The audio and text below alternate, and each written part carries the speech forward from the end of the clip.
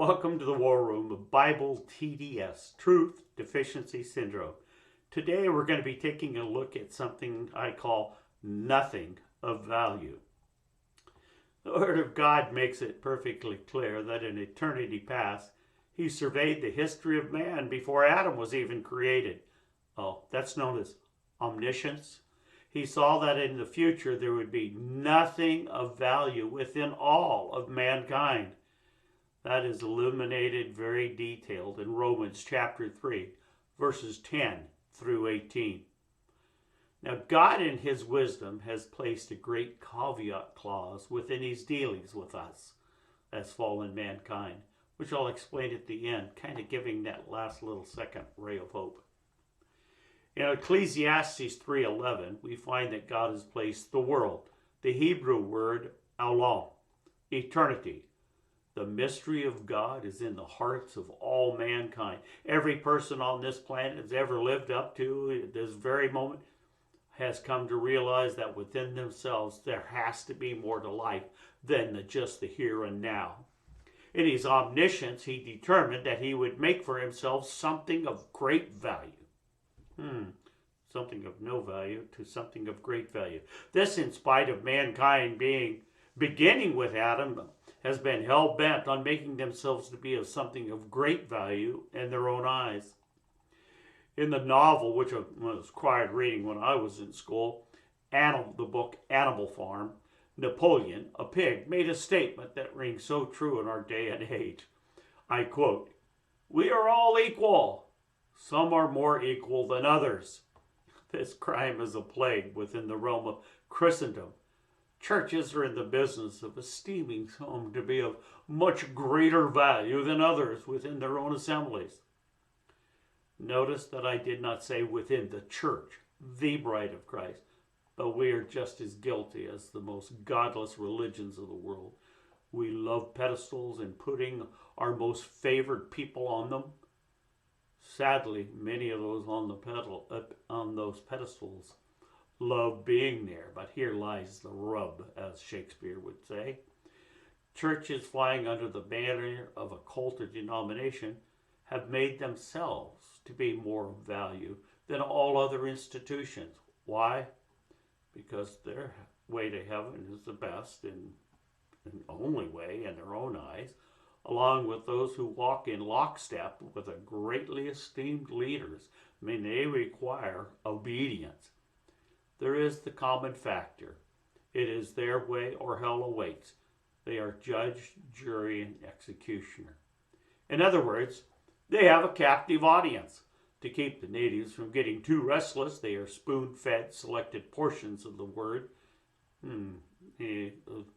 Miss out on every jot and tittle, but that's okay. They have what their marching orders. Also, the non-peon class makes sure the peons have the steady diet of acceptable reading materials, authors, an abundance of death-defying rights, along with some fun, entertaining activities to keep up the image of being one big happy family. If confronted with the truth, they circle wagons for safety and hide behind the church's dogma rather than espouse the scriptures, to which they are at best temporarily blinded. And that's found in 2 Corinthians chapter 4, verses 3 and 4. Also in Isaiah chapter 55, verse 11, tells us that God's work will never return to Him void, with no effect. And per 1 Corinthians 1, verses 28 and 29, God has chosen, that's a hated word, chosen for Himself the weak, the foolish, and the nothings of this world. Wow, that describes me. The guy I see in the mirror every morning that scares me. The born again have been plucked from the mire of the pig pen in the heavens, and in heaven's halls we shall be clothed in white with an invitation to the wedding supper of the Son of God as His bride. We will eternally glory in God alone, which is very difficult for us to do with this flesh that we find ourselves in. For as Galatians 5:26 states, glorying in self is pure vanity and shameful. Now, on to God's caveat clause. In Romans 5:13, where there is no law, sin is not imputed. Wow, that's kind of interesting. What law we're talking about? Well, Romans 1 is the law of creation. Romans 2, the law of conscience. And then Romans 3 to 5, the written law. Who does this include? Who does this not include? The people where there is no law? You and I. We can read. We know what it says. And we have trouble doing it. Who can read it has no clue what they're reading or hear what they understand what they hear. You're talking about babies, small children, including those whose life as a child is mentally or intellectually not able to read and understand. Also, on the other side, I believe we will meet many on heaven's shore who have never been convicted by the written law, but acknowledge God in their lives and how they lived. Remember, salvation is the work of God alone. From Abel to the flood, to Moses receiving the written law 3,500 years ago. What, you're telling me 2,500 years without the written law up until Moses and Mount Sinai? See, God is always in the business of saving people his way alone.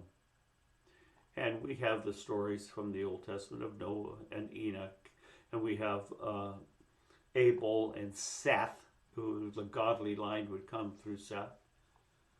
See, the problem that we have is God saves alone, and he saves his way, and the people that he saves are absolutely 100% his choice. This is our God. Our God is absolutely sovereign in the affairs of men, and those of us who know that peace that passes all understanding can have to look in the mirror and say, why would you choose somebody like me? As Paul then wrote, oh, wretched man that I am.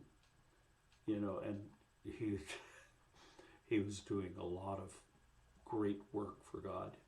And toward the end of his life, he just looks back. And look at John standing before the glorified Christ. He fell down as if dead. He knew he was unworthy. He was a wretched soul in front of God. But God is greater than our sin. May you be blessed this day. This is Dave Campbell signing off.